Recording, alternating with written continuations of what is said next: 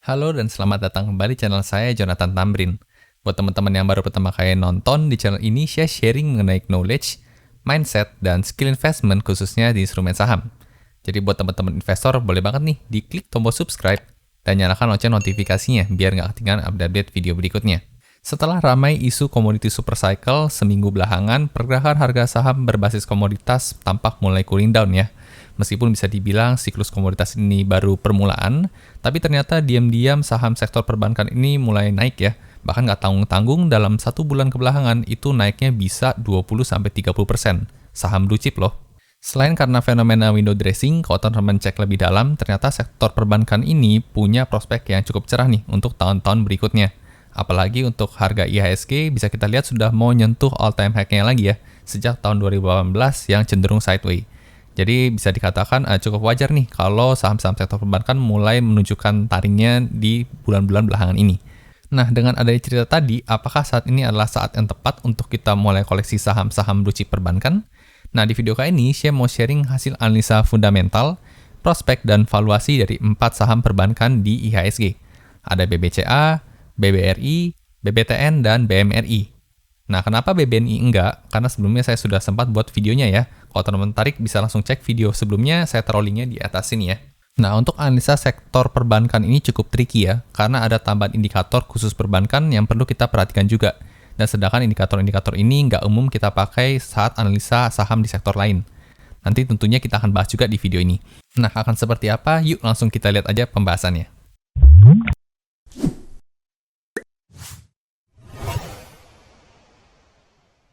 Oke, sekarang kita masuk ke pembahasan update kuartal kedua, fundamental, valuasi, dan prospek dari saham BBCA, BBRI, BBTN, dan BMRI.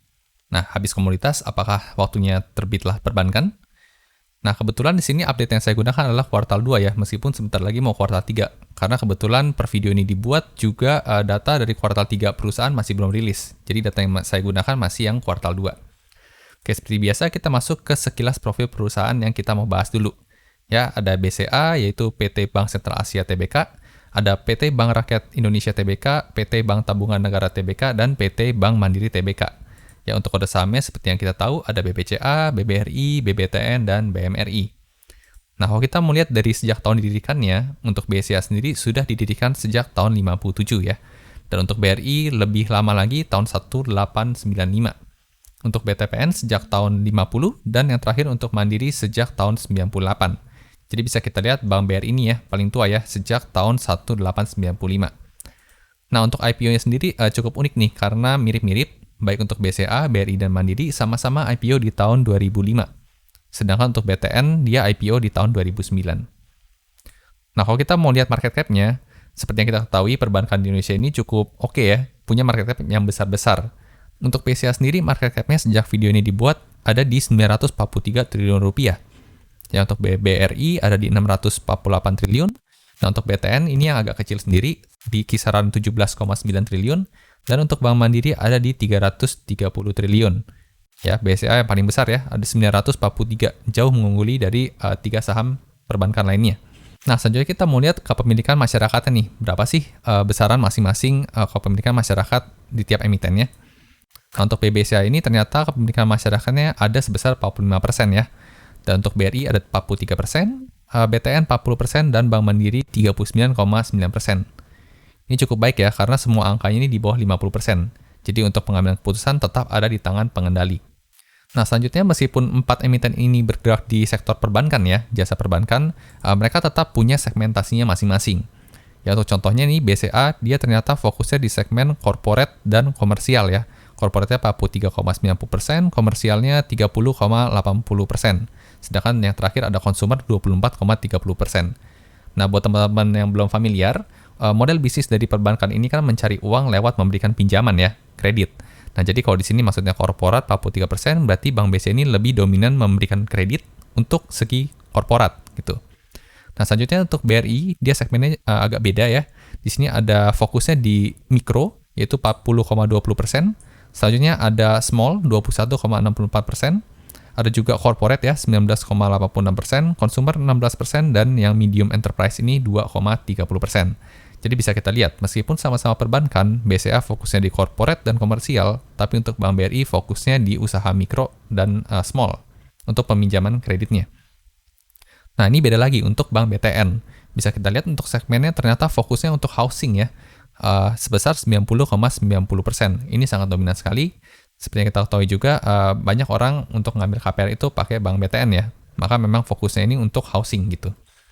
Nah, kemudian yang terakhir untuk Mandiri, untuk segmentasinya ternyata paling banyak juga di korporat ya, sebesar 36,40%. Jadi memang fokusnya memberikan pinjaman pada perusahaan. Lalu ada juga subsidiaries ya, 20,60%, komersial 16,20%, mikro 12,50%. Dari sini ada UMKM ya, small medium enterprise 5,7%, dan ada consumer sebesar 8,60%.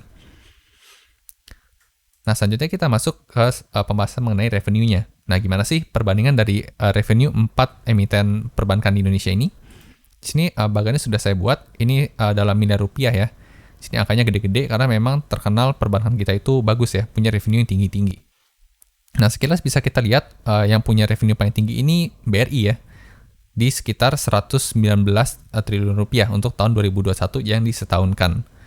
Nah, kalau kita mau lihat angkanya, untuk 5 tahun CAGR-nya ternyata di sini bisa kita lihat yang paling bagus ada di PBTN ya. Karena selama 5 tahun terakhir naiknya sekitaran 5,65%. Meskipun memang nggak beda jauh nih sama BMRI juga oke, dia juga 5,63% dan BBCA juga 5,22%. Nah, sedangkan kalau kita mau bandingkan dengan tahun lalunya, ternyata Bank BRI ini yang punya peningkatan growth revenue paling tinggi, yaitu kisaran 10,20%. Nah, ini untuk revenue, kita masuk ke bagian net profit-nya. Di sini kita bisa lihat, meskipun tadi yang dominan itu BRI ya untuk revenue-nya, tapi ternyata di tahun 2021 yang disetahunkan, paling tinggi ada di BBCA nih, ya mengungguli 3 emiten lainnya. Kalau kita mau lihat angkanya, untuk 5 tahun CAGR-nya, bisa kita lihat yang paling tinggi ternyata BBCA nih, untuk net revenue-nya, yaitu dengan CAGR sebesar 5,53%. Dan kalau kita mau coba bandingkan dengan tahun sebelumnya, tetap BMRI ini yang punya growth net profit yang paling tinggi, yaitu 46,05%. Ya, ini dari segi net profit. Lanjut kalau kita mau lihat marginnya, seberapa besar sih margin net profitnya dari 4 emiten perbankan ini. Dan kita bisa lihat di sini yang cukup mengungguli cukup jauh ya, ada BBCA nih, yang mencapai 43,86% untuk tahun 2021 yang disetahunkan. Ya, ini cukup mengunggul ya dibanding BBRI, BBTN, dan BMRI. Jadi memang nggak salah secara fundamental BBCA ini kuat banget gitu ya. Dari segi net profitnya juga punya margin yang tinggi. Nah, selanjutnya kita masuk ke rasio return on equity ya, atau ROE. Di sini bagannya sudah saya buat juga, dan kita bisa lihat juga kalau di sini yang paling tinggi ada di BBCA ya, sampai 15,43% ROE-nya. Ini cukup besar ya, meskipun yang BRI dan BMRI juga oke nih, karena udah 2 digit juga di sini. Nah, selanjutnya kita masuk ke bagian aset. Nah, kalau kita lihat perkembangan asetnya ini, meskipun punya net profit yang tinggi, ternyata BBCA punya nilai aset yang lebih kecil ya, dibanding contohnya di sini BMRI dan BBRI. Ya, di tahun 2020 kalah sama BBRI, dan di tahun 2021 BMRI ternyata yang punya nilai aset paling besar di sini. Nah, kalau kita mau lihat pertumbuhannya selama 5 tahun terakhir, bisa kita lihat kalau meskipun paling rendah, tapi BBCA punya tingkat CAGR-nya paling tinggi, yaitu 10,65. Ya, lagi-lagi Bank BCA. Lalu kalau kita bandingkan dengan growth tahun lalunya, ternyata yang paling tinggi adalah BMRI, yaitu sebesar 9,81%.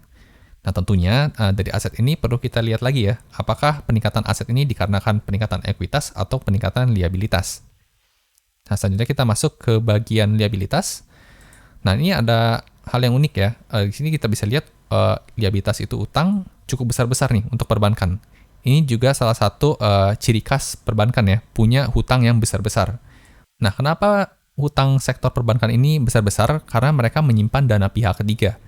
Nah, contohnya kita ya, sebagai nasabah ketika kita mau nyimpan uang di bank tersebut, maka di laporan keuangan perusahaan, bank akan mencatatnya sebagai hutang. Padahal itu uang yang kita setorkan seperti itu. Jadi makanya wajar untuk liabilitas sektor perbankan itu tinggi-tinggi. Nah, kalau kita mulai data growth-nya, ternyata untuk peningkatan liabilitas yang paling kecil selama 5 tahun terakhir ada di Bank BRI ya. Meningkatnya hanya CAGR 6,85%. Sedangkan kalau dibandingkan dengan tahun sebelumnya, BRI juga nih yang bagus karena secara liabilitas itu turun ya, sebesar 4,66%. Sedangkan BMRI bisa kita lihat peningkatannya cukup signifikan nih, 2 digit, yaitu 11,32%. Jadi ini mengkonfirmasi nilai aset yang tadi banyak untuk BMRI ternyata dominan dinaikkan oleh liabilitas ya atau hutang. Selanjutnya kita lihat ke bagian ekuitasnya. Di sini juga kita bisa lihat, nah ternyata untuk ekuitas BPTN ini cukup kecil ya dibandingkan dengan 3 emiten lainnya. Dan kalau kita mau lihat data growth-nya, ternyata bisa kita lihat 5 year CAGR-nya adalah BBCA ya yang punya paling tinggi. Jadi secara ekuitas BCA ini cukup ngebut. Selama 5 tahun terakhir perkembangannya sekitar 9,30%. Sedangkan untuk peningkatan sejak tahun terakhirnya pun di mana dominan perbankan itu negatif ya angka peningkatannya, tapi BCA bisa memberikan growth ekuitas yang positif nih sebesar 1,50%. Jadi memang BCA ini nggak salah disebut sebagai bank yang terbaik ya di Indonesia karena memang secara segi fundamentalnya juga oke banget. Lanjut ke rasio hutang ya terhadap ekuitas atau debt to equity ratio. Di sini bisa kita lihat ternyata nilai DER-nya cukup tinggi-tinggi nih. Yang paling rendahnya aja ada BCA sebesar 5 kali ya. Dan yang paling tinggi ada BBTN nih, sampai 18,11 kali ekuitasnya. Nah, meskipun sektor perbankan, tapi kalau debt to equity ratio sebesar ini juga was-was juga ya kita sebagai investor. Nah, kalau kita bisa lihat ternyata BBCA nih yang punya rasio DER paling rendah, yaitu hanya 5 kali dari ekuitasnya. Jadi bisa disimpulkan juga dari segi kemampuan membayar hutang, BCA juga yang paling bagus nih dibanding 3 emiten lainnya. Nah, sekarang kita mau masuk ke indikator khusus perbankan nih. Yang pertama ada Capital Adequacy Ratio atau CAR ya. Nah, di sini ada bagannya juga sudah saya buatkan. Bisa kita lihat di sini yang punya tingkat CAR paling tinggi itu ada Bank BCA ya, sebesar 25,33%. Nah, apa sih Capital Adequacy Ratio ini? Nah, buat teman-teman yang belum familiar, rasio CAR ini adalah rasio kecukupan modal ya, menunjukkan kemampuan perbankan dalam menyediakan dana yang digunakan untuk mengatasi kemungkinan risiko kerugian. Ya, jadi ini dana cadangan itu. Dan secara standar perbankan itu diminta untuk minimal 8% sebenarnya. Tapi untuk Bank BCA ini dia memberikan 25,33%, yang berarti jauh di atas standar. Ya, ini untuk rumusnya kalau teman-teman pengen cari tahu, modal dibagi ATMR ya, atau aset tertimbang menurut risiko. Nah, kalau teman-teman merasa cukup ribet, sebenarnya ini datanya bisa langsung kita lihat di laporan tahunannya perusahaan gitu. Jadi di annual report-nya bisa kita cek rasio CAR mereka berapa. Nah, untuk keempat emiten ini ternyata punya rasio CAR yang baik ya, karena semuanya di atas 8%. Jadi bisa dibilang untuk rasio CAR ini keempat bank sama-sama baik. Selanjutnya ada indikator kedua, yang namanya cadangan kerugian penurunan nilai, atau CKPN kita sebutnya. Nah, sini ada grafiknya juga sudah saya buatkan. Nah, dari bagian ini bisa kita lihat nih, ada hal yang menarik, yaitu perkembangan growth CKPN sejak tahun 2019 ke tahun 2020 ya, dan kemudian 2020 ke 2021. Itu meningkatnya cukup signifikan. Nah, kenapa dari pemerintah waktu itu juga meminta untuk perbankan menyiapkan CKPN yang lebih tinggi, supaya untuk mengantisipasi ada hal-hal yang tidak bisa diprediksi. Nah, apa sih CKPN?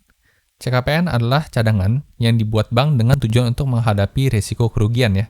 Semakin besar, semakin aman tentunya. Jadi waktu itu karena pandemi diminta untuk memperbesar supaya nggak sampai gagal bayar gitu ya, atau nggak sampai bangkrut. Nah, bisa kita lihat untuk CKPN-nya BBRI ini yang punya CKPN paling besar. Jadi kalau dari segi CKPN yang paling aman di sini adalah BBRI. Nah, selanjutnya ada rasio non-performing loan ya, atau NPL. Di sini saya tampilkan yang net. Dan kalau kita bisa lihat grafiknya non-performing loan-nya yang paling rendah ada BMRI ya sebesar 0,49. Nah, apa sih NPL ini? NPL ini adalah menghitung berapa persen kredit bermasalah dari total kredit yang berlangsung. Ya, jadi semakin tinggi berarti semakin buruk karena banyak kredit yang gagal dibayar kembali ke bank gitu ya. Nah, standar NPL sih seharusnya di bawah 5% gitu. Dan kita bisa lihat semuanya meskipun paling tinggi di sini BBTN masih di bawah 5% ya. Nah, buat teman-teman yang penasaran, perbankan itu kan mengkategorikan kredit ya. Ada 5 kategori dari lancar sampai macet. Dan untuk menghitung NPL ini ada yang namanya gross dan net gitu ya. Ini detailnya nanti teman-teman bisa baca dan cari tahu juga di Google. Tapi secara grafik NPL net ini yang punya rasio paling baik ada di BCA dan BRI ya. Karena punya angka NPL-nya yang rendah. Ya, meskipun semuanya baik sih, semuanya di bawah 5%. Selanjutnya ada juga rasio net interest margin ya, atau NIM. Nah, ini sudah saya buatkan juga grafiknya. Bisa kita lihat yang paling tinggi net interest margin-nya ada di Bank BRI ya. Nah, apa sih net interest margin ini? Net interest margin adalah persentase pendapatan bunga dari kredit yang disalurkan oleh bank. Jadi semakin tinggi net interest margin, maka semakin bagus. karena semakin cuan gitu ya, perbankannya narikin duit dari hasil kreditnya. Nah, untuk rumusnya bisa teman-teman cari tahu lagi, NIM sama dengan pendapatan bunga dibagi aktiva produktif kali 100%. Namun kalau malas menghitung, sebenarnya ada juga di laporan tahunan perusahaan, angka NIM ini. Nah, bisa kita lihat juga rasio NIM BRI nih, yang ternyata paling baik, ya sampai 7%-an. Nah, rasio selanjutnya ada yang namanya belanja operasional, pendapatan operasional, ya. Nah, di sini ada grafiknya, sudah saya buatkan. Nah, apa sih BOPO itu?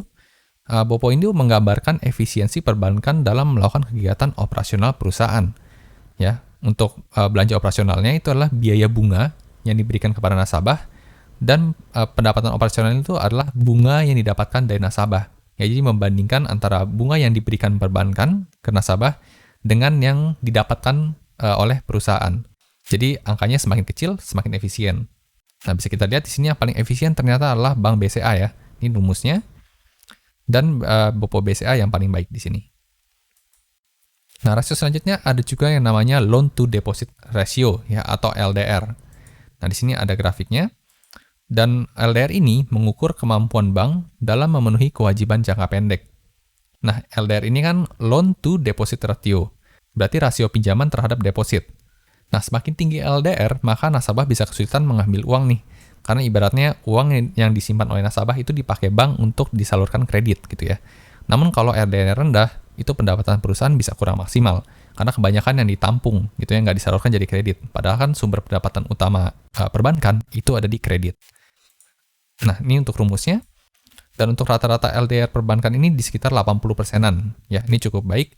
Dan kalau kita bisa lihat untuk BCA dia main aman ya di tahun 2020 dan 2021 karena pandemi mereka mengurangi porsi loan to deposit rasionya supaya kalau misalnya nasabah mau narik uang itu bisa dan nggak terkendala perbankannya. Nah, lanjut kita masuk ke rasio current account saving account ya, atau CASA. Nah, sini ada grafiknya juga sudah saya buatkan. Nah, apa sih CASA ini? CASA ini mengukur perbandingan antara jumlah giro dan tabungan dengan jumlah dana pihak ketiga. Ya, semakin besar semakin baik. Jadi sering disebut juga sebagai dana murah gitu ya. Jadi yang disebut dana murah itu giro dan tabungan. Kalau deposito itu termasuk dana mahal karena bank itu perlu memberikan bunga pada pengambil deposito. Nah, bisa kita lihat di sini untuk rumusnya. Nah, secara grafik bisa kita lihat ya, ada 3 bank yang punya rasio CASA yang baik. Kecuali BBTN nih, karena kita lihat trennya juga makin menurun. Nah, itu tadi rasio-rasio yang ada hanya untuk khusus perbankan ya. Rasio-rasio ini kalau teman-teman cari untuk sektor lain biasanya nggak kepake, jadi memang khusus untuk perbankan. Nah, selanjutnya kita masuk ke analisa tentang valuasi ya. Kita menggunakan PBV. Di sini ada grafiknya sudah saya buatkan. Dan kita bisa lihat secara PBV ini perbankan cenderung meningkat ya. Meskipun memang untuk BBTN bisa dibilang belum blue chip juga ya. Itu trennya cenderung menurun. Tapi untuk yang blue chip seperti BBCA, BBRI, dan BMRI itu cenderung meningkat. Nah, di sini kalau kita lihat memang yang paling murah BBTN ya. Tapi memang dari segi fundamental memang kalah sih kalau kita bandingkan dengan BBCA, BBRI, dan BMRI. Selanjutnya ada rasio price to earning ratio ya yang biasa kita gunakan, rasio PER.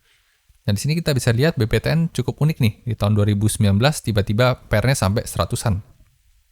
Karena memang di tahun 2019 ini kalau kita lihat laporan keuangannya, BBTN itu cukup mengalami penurunan earnings yang signifikan ya. Jadi angka PER-nya tiba-tiba naik tajam seperti ini. Kemudian tahun 2020 dan 2021 kembali turun. Nah, untuk PER-nya bisa kita lihat juga ternyata BBTN nih yang punya PER paling rendah, yaitu hanya 9,74. Namun memang tidak bisa disandingkan langsung ya dengan saham blue chip lainnya seperti BBCA, BBRI, dan BMRI. Nah, terakhir kita masuk ke bagian prospek industri perbankan. Nah, setelah saya coba gali lebih dalam, saya coba analisa berapa hal saya temukan terkait prospek perbankan. Yang pertama ada peningkatan ekonomi dari pandemi meningkatkan kemampuan finansial masyarakat berimbas pada NPL yang rendah. Ya. Secara logika aja gitu ya, kalau ekonomi itu mulai pulih dari pandemi, daya beli masyarakat itu meningkat, uangnya semakin banyak ya di masyarakat, jadi kemampuan masyarakat untuk membayar hutang itu lebih memungkinkan gitu ya, jadi nggak jadi gagal bayar. Jadi semua kredit itu bisa dilunasi karena ekonominya sudah mulai bangkit. Dan ini hal yang positif buat perbankan karena nanti rasio NPL-nya jadi makin rendah. Lalu kemudian yang kedua, tingginya harga komoditas dan suku bunga acuan yang masih rendah itu menggenjot pengajuan kredit produktif. Ya, bisa kita lihat juga saat ini komoditi super cycle, harga komoditas itu meningkat.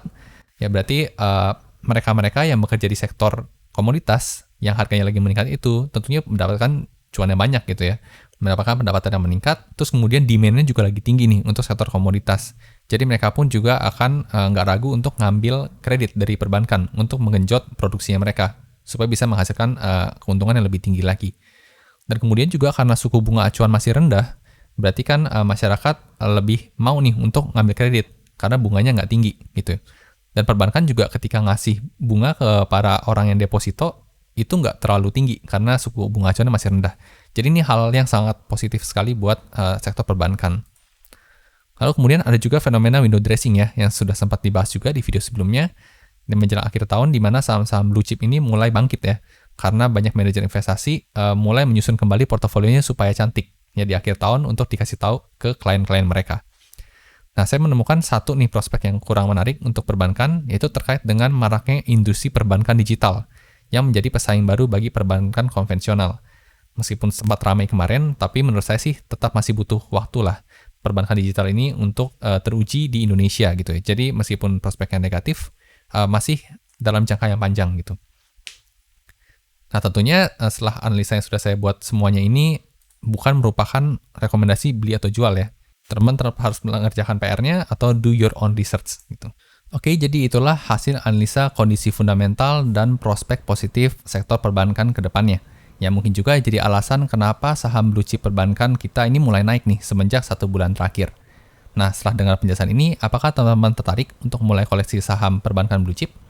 Tuliskan pendapat dan komentar teman-teman di kolom komentar di bawah ya, supaya bisa kita diskusiin lebih lanjut.